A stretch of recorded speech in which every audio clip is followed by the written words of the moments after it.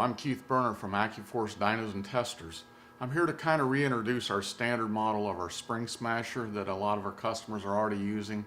But we get calls all the time with people saying they're not sure what they do with it or what to use. So we're going to give a quick overview again on what we can do with the standard spring smasher.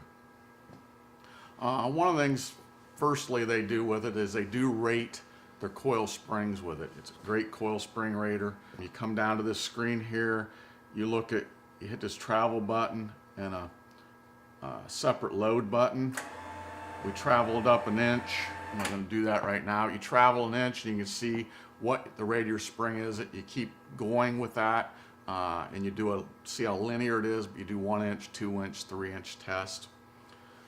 The other one we can do with this is once we have our center to center distances on our race car, we now can change any spring out by seeing what that center to center was, putting it on the machine, finding our wheel load number, and I'm going to get rid of these bottom two numbers. If we're hypothetically, if it was 18,834 and we had 237 pounds, we could change this spring to a 400-pound spring, put it right back to those same numbers, and it would be this exact same when you got on your race car. So it speeds your scaling process up tremendously. The next thing we're doing is what everybody thinks they want to do with this, but is we're checking like bump stops, double stack springs, how we're getting there. And what's changed in our industry probably more than anything is now we're not just looking at static numbers, which would be the numbers you have on your scales, but we're looking at the dynamic numbers. Dynamic numbers means where is the car in when it's on the racetrack, when the right front's down, et cetera, if there is no dirt car on asphalt, where the nose is, across the nose on your bump stops, things like that. So we're looking at dynamic load numbers. That's really where this has become really popular, is in that aspect. So like I said, we no longer think of static numbers are not near as important as they once were, but those dynamic load numbers.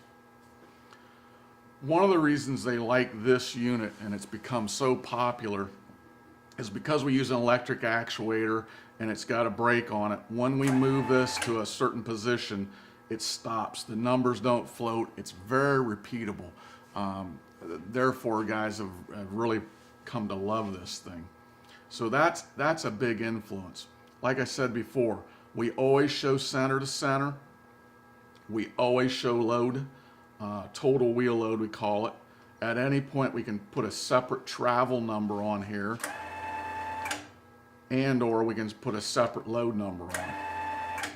We can zero those two out whenever we want. It's very versatile that way. You don't have to do any of the math. It does all the work for you. It is a manual model, so you are manually running it to whatever height you want to get the numbers. I know this is a really quick overview of what it does, but hopefully it makes you more aware of why people are using it so much now. I sure appreciate all our customers that have had a lot of faith in our products, and hopefully we have a lot of future customers out there that we can help down the road. Thank you very much.